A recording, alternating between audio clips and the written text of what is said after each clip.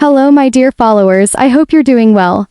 This is part 2 of Celia and Adam's story. I'll leave the link to part 1 in the comments. Don't forget to like the video and subscribe to the channel so you don't miss anything new. And now let's begin. I called Aunt Sasha and she came with her son and daughter. They were shocked by what was happening.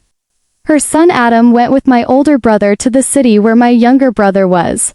Aunt Sasha and her daughter Sarah stayed with us. My father's health got worse. I gave him his medicine and made him eat a little, then he fell asleep. He said, "When your brother comes, wake me up." We waited until midnight, then Aunt Sasha called Adam. He said, "Don't wait for us. Go to sleep. We'll come in the morning." That night Aunt Sasha stayed with us. We talked, but not about the engagement. Later I went to my room. Sarah followed me and asked if she could sleep with me. I said yes. My bed was big enough for 2 people, but I couldn't sleep. I got up and took my laptop to watch something. I saw that Sarah was awake too. She said she couldn't sleep either.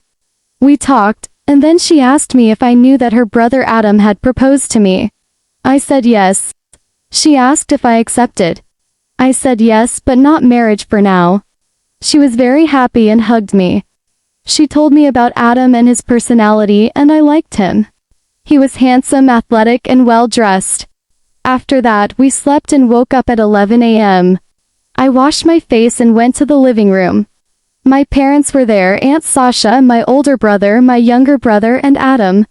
My brother told everyone what happened and said that Adam talked to the police to get him released.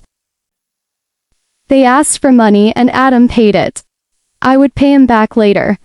At that moment I fell in love. I kept looking at Adam, but he didn't look at me. We invited them to dinner. During dinner, I couldn't stop looking at him. I really liked him, his calm and respectful way, his face, everything about him. Later, only the women sat together. Aunt Sasha asked if I accepted to be her son's wife. I felt very shy and my mother answered yes. Aunt Sasha was very happy and said they would come next week for the engagement. We agreed. After they left, my mother came to my room and asked what was wrong. I said I was just tired. She asked if I was ready for the engagement. I said yes. My father said that if I didn't want this, I could refuse. I told him I wanted it, and that Sarah had told me about Adam and I liked him. My mother said that was good. Later, I called my friend and told her everything. She was very happy and said she would come the next day so we could shop and prepare. The next morning my friend Dania came and we prepared everything during the week.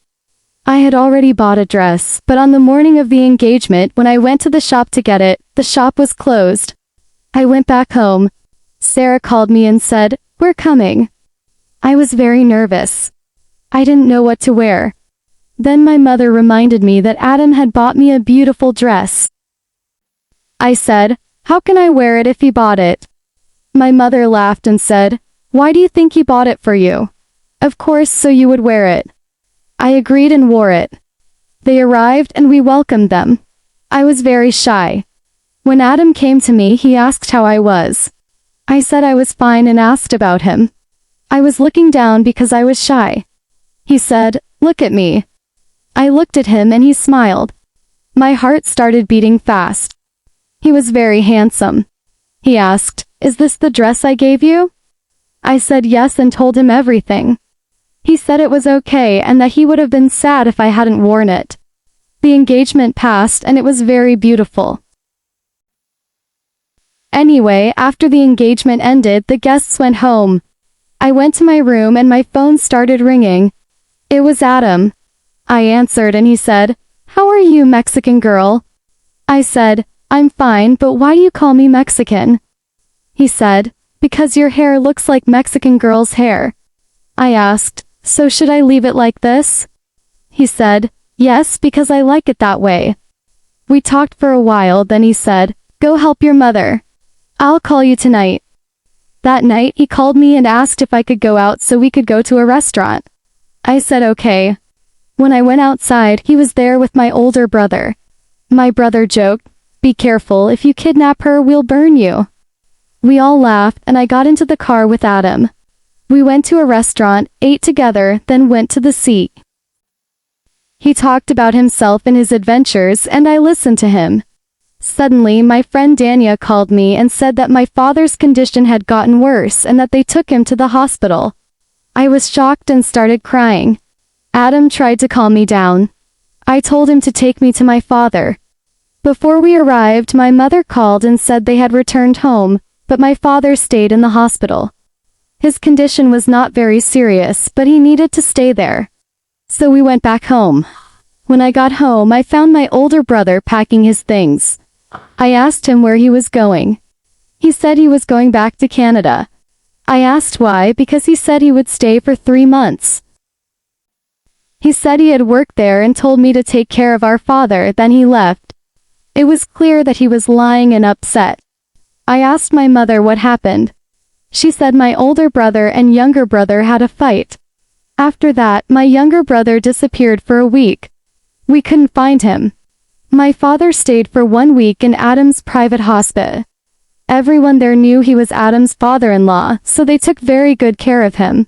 Adam and his family were truly kind. They never left us alone. I will never forget what they did for us. After 20 days, my younger brother called me.